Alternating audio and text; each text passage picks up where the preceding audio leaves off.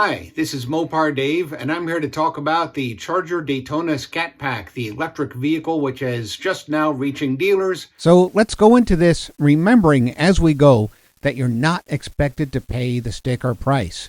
They have huge rebates on this already, and they might stay the same. They might get bigger. More likely, they'll drop the price a bit when they get into the 2025s because they're still selling brand new 2024s at the dealership. They're pulling a reverse from normal practice. Normally, you come out with the next model year around August 1st or so, maybe September 1st. Dodge is doing something different. Also, Jeep with the Wagoneer S. They're coming out with the 2024s in 2025. That's not at all insane. So let's take a look. First of all, the first thing that greets us is the base price, $65,000, plus a $2,000 destination charge, which I think is one of the highest destination charges in the industry. This is for the two-door version, Scat Pack all-wheel drive. It's all electric using the 400-volt system with dual motors, one front, one rear, both electric drive. It's got a one-speed gearbox. I think most of us were expecting a two-speed. There is still a two-speed transmission coming.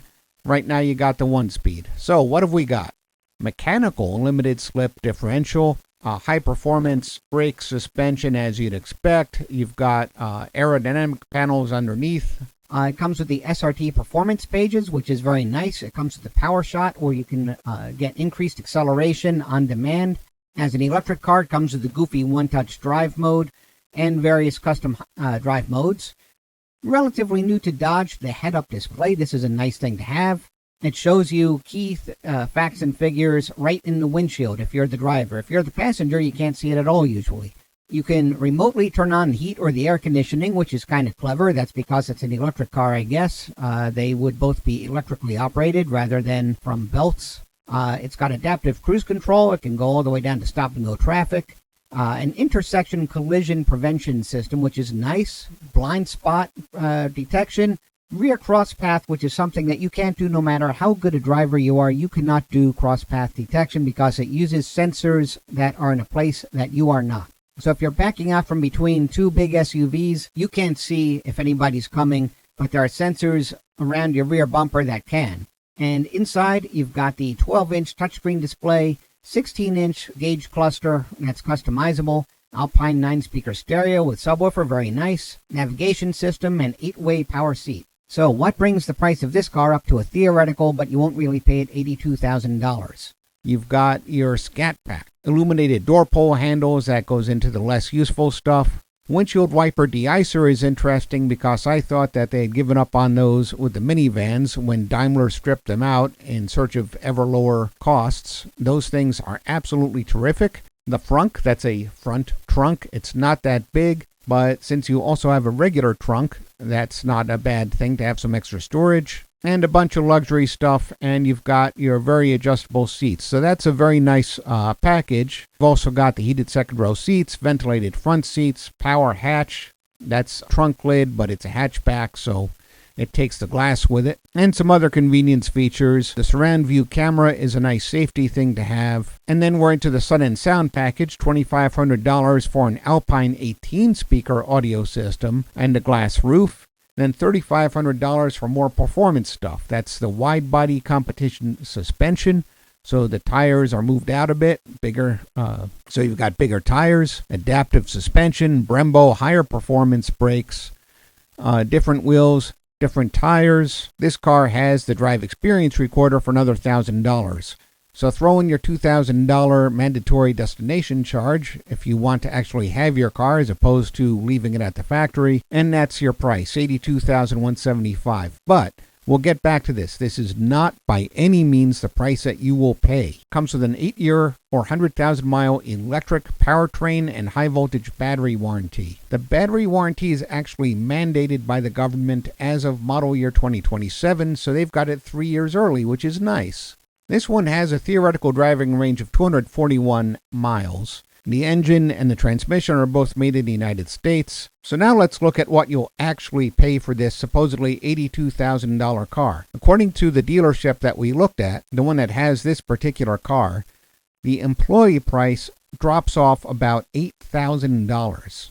So you end up with a real $74,435 price, including the destination.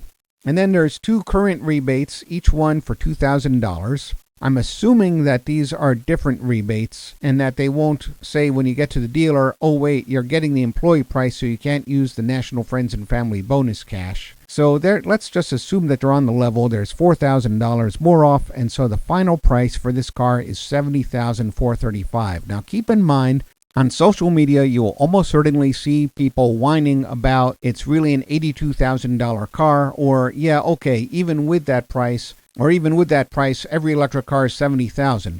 But let's take a look back here at all these options. We're seeing a $67,000 car with about, $4,000 plus $7,600 or so, with over $10,000 worth of rebates and discounts. So basically you end up with around a $56,000 car when all is said and done. That's really probably going to be the base price as you would buy it, and it comes pretty darn well equipped. And I'll tell you, you can go to gasoline-powered vehicles and spend a lot more, especially if you're looking at SUVs. I mean, this is a huge vehicle inside. This is not a normal size Charger or Challenger. This thing is big. So you're getting more than you might think. So overall, yeah, the price says $82,000, and you look at it and you say, oh gosh, $82,000 for a car with a 241-mile range, and the 0 to 60 is really good, but it's not that good. In the end, when you add it all up, it's actually a pretty good deal for a gasoline or an electric car. And keep in mind, an electric car, if you can charge it at home, it's a lot easier on your pocketbook usually than gasoline is. And I say this as a guy who's only got gasoline-powered cars right now. I don't even have a hybrid. When you're comparing it to gasoline-powered cars, this is a 630-horsepower car. I'm pretty sure that it easily outraces the old Charger Daytona Scat Pack, which could come to these prices. Equipped like this, compared to the last V8s that they made, it is still a deal. So that's what I want to leave you with.